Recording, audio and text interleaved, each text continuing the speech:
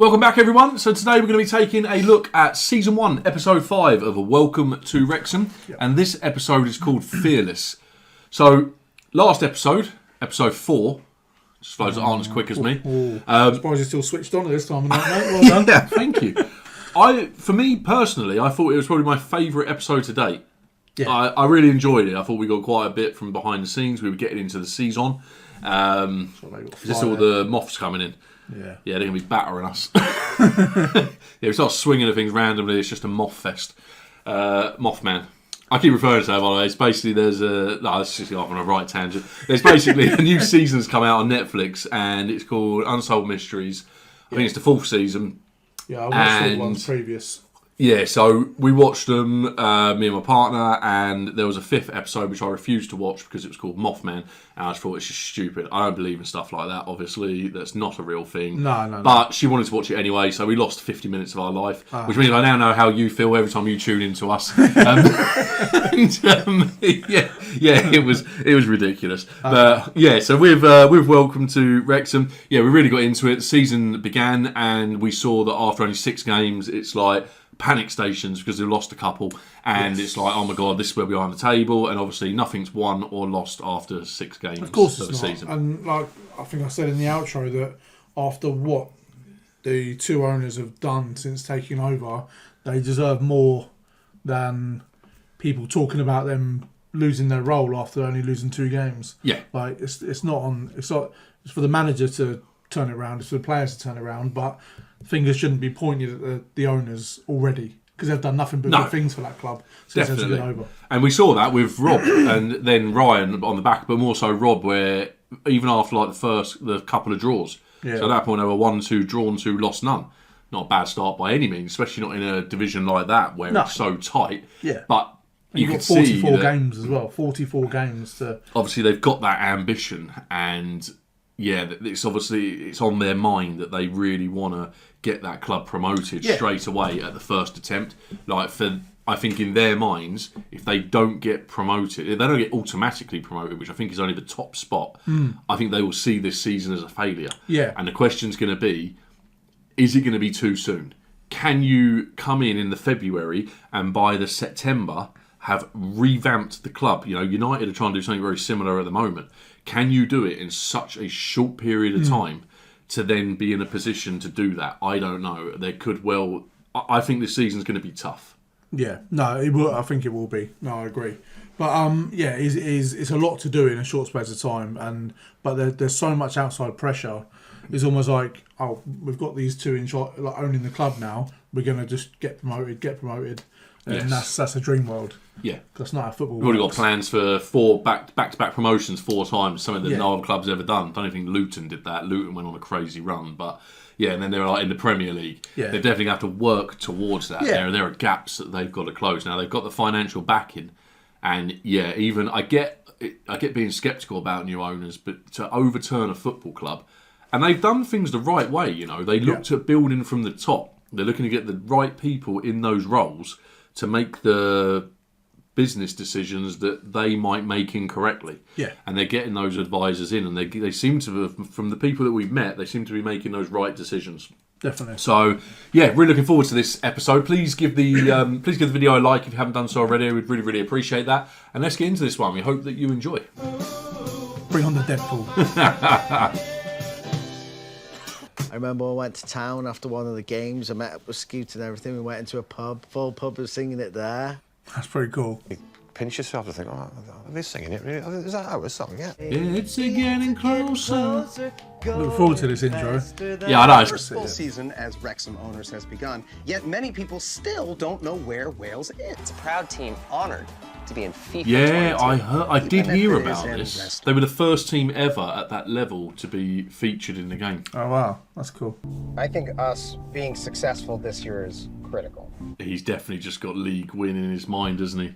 I went to my first game at 15. Nobody in my family liked football at. Some first date. From that day I was hooked. So this is my seat, J131. I sit with my friend Jen and Janet and Sheila. He just had a heart attack at his desk at work and didn't come home. My children were 14 and 12. When you are on your own, I think knowing that there's other people who've got your back, they are like football family. Writ the sign saying, Paul Mullin, can I have your shirt? All moved. Top corner of this. They look like he just chipped him. Goalkeepers are a definite breed apart from the rest of footballers. You got 2 left. Who's right? He's got a strong character as well, Rob. I like his voice, on the pitch and training. He gets demands out of players around him, which is a great asset to have. I'll tell you my story about being a goalkeeper in the outro. I don't think I've ever told you, to be fair. I can't wait. Yeah, you're bellend. They'll want to know. I have a story. I know what it's like to make a mistake in the first 2 or 3 minutes of a game, and then you've got to play the next 83, 85 minutes, and put that mistake nowhere to hide out of your head. No, it's one of the hardest positions to play. I think it's so scrutinised. It's hard to say what makes you a National League player or a Premier League player. Sometimes it could just be down to luck, injuries. Or pen. That was a Bromley game away when I got knocked out. Kicked in the head. Knee to the head. That doesn't look too good. No. When I had the concussions recently, I've been sent to a head specialist. Well, I remember Cech got the knee to the head, didn't he? And he had to wear the protective headgear for the rest of his career. Yeah. So I was lying on my back and I had these sweats for about 2 minutes. So I had 2 lots of chemo yesterday, but... You had a double back yesterday. But I don't have the tablets anymore. He had 2 lots of chemo yesterday and he's here playing in a band today. Geezer. Well, there's a lot I want to do, really. One on your top of your list. Wrexham going up. Wrexham get back in the Football League. I remember when Chesterfield used to like being in League One or maybe even the Championship. Way A. Good evening and welcome to Wrexham Football Club. Thank you. No, I feel like they're going to win. I do feel like they're going to win. We're aggressive, we're front foot, we're positive. I really love goal scoring. That's my drug, like scoring a goal. They're probably winning the physical battle. Free kick. Kick ball away, killer card. They're going to score, mate. It's sounding like it. Oh, God, they scored for them. And there you go. Fuck off! It's our free kick! Hey, it's our free kick! Getting some dodgy decisions then, it seems. Another nice little Shaman gets a penalty. That's done my 1-1 prediction as well. And my win. That's my fake bet now. And Wrexham are in trouble. I mean, that was the worst possible angle you could have shown us to see if it was actually a penalty. I think he's going to give Shamanga the go-ahead. Got it.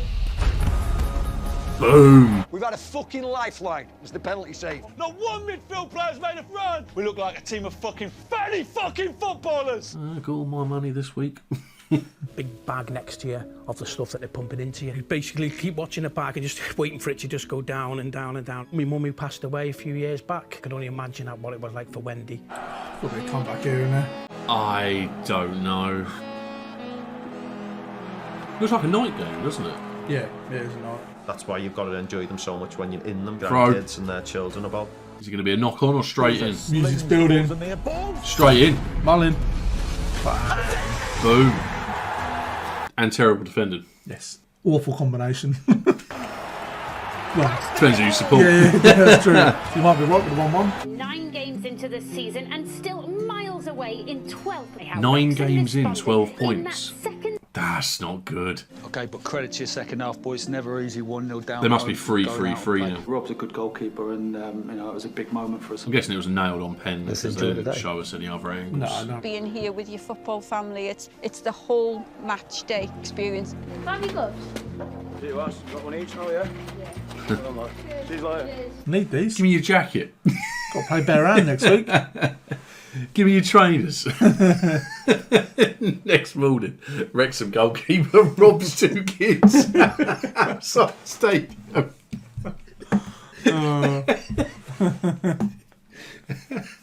Gives them to him just because he's on camera and runs after him. Cheeky little kick. Oh, wow. Yeah, that was a good episode. That was good. Yeah, it's definitely turned into a slow builder. I can't work out where they're gonna go with this. Yeah. I mean, it's so early on. There must be a lot of episodes per season in this, right? Because that's the 5th. Yes, 5th. And we're only 9 games into the season, so they're like 44 game long seasons, I believe. I think that's what he told us in the last episode. Games, Yeah, I can't remember what nonsense we were on about. We were on about something about 40 wins, 2 draws, 2 losses. Probably me. Yeah, that's already out of the window. It definitely is. But yeah, no, there's still very much in it. 12th place, they're not a million miles off the top few spots. Yeah, just got to try and get a consistent run together. Definitely. But, like you said, 3 wins, 3 draws, 3 losses. It's a bit middle of the road, isn't it? Well, literally is middle of the road. They're 12th place. Completely. Middle, everything, yeah. Very, very... But it's like we were saying in the intro, like, how quickly can you turn things around? Like, it might need a period of time for Parkinson's new approach to bed in and for them to all start working and gelling as a team. But I'm guessing it clicks at some point in the season.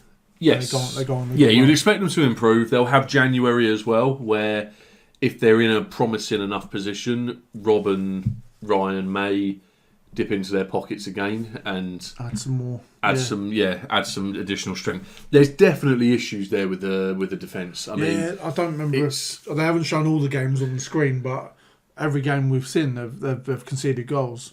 Yeah, it's not a problem, and they're not even the kind of goals where you're like, oh wow, they worked that brilliantly. Yeah. It's often slack defending or a mistake of some kind at the back. So with any team, you need that solid foundation at the back. You need the spine, don't you? And then you can build on that. And yeah, if you can't keep the goals out at your end, then you just don't stand a chance. Yeah, no, true. So when I started playing at school, the goalkeeper story. Yeah, go on. So I was always. I do feel like I've heard you talk about being a goalkeeper before. But tell you anyway. Yeah, I want to. So I was always in the teams throughout all the school. When my primary school, we were actually one of the best teams in this part of the county. Yeah. And we actually used to go on to finals and that. We were that good. Then when I went to secondary, we kind of were mediocre. Anyway, I'm predominantly right-footed, but I can play my left as well, just as well. I can't think what it's called. Is it ambidextrous for foot? It's not, is it? That's with right. Hands. Can't think what it is for, but I'm two-footed. And I can use both feet when playing, and So, but then I developed an issue where I couldn't be bothered to run, so. I had 3 games in a row where I was involved and I got sent off. And there was one where the kid's dad was the coach of the team and he was bellowing instructions and this kid was the fancy kid and he was he learnt how to dive basically and he was rolling around. Anyway, he skinned me down the... I was playing left back. Should have left me back at home. But, he skinned me. The ball's down the line and I turned and it's not going out for a throw-in. And he's run by me. And as he's run by me, I've just absolutely taken him out of the legs. I've just swiped him.